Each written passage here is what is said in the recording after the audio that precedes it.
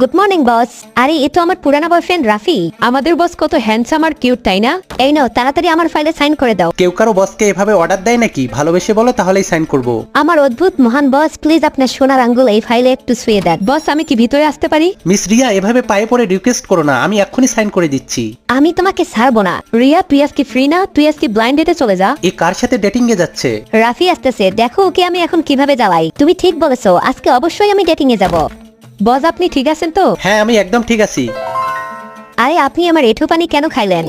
এটা first time নাকি? এর আগেও তো অনেকবার খাইছি। এই রাফি মনে হয় সবাইকে জানাই দিবে যে আগে আমি ওর গার্লফ্রেন্ড ছিলাম। রিয়া ডেটিং এ এসে দেখে যার সাথে ও দেখা করতে গেছে এটা অন্য কেউ না, এটা তো রাফি। তুমি এখানে কি করতেছো? আজকে তুমি যার সাথে দেখা করতে আসছো সেই ব্যক্তি আমি। তুমি কি আমাকে বিয়ে করতে চাও? বিয়ে করব, এজন্যই তো এখানে এসেছি। বিয়ের আগেই আমি তোমাকে বলে দিচ্ছি, তুমি কখনোই আমাকে ধোকা দিতে পারবে না, আমার বিশ্বাস কখনো ভাঙতে পারবে না। তোমাকে কথা দিচ্ছি, আমি কখনোই তোমাকে ধোকা দিব না, সবসময় সুখে রাখবো।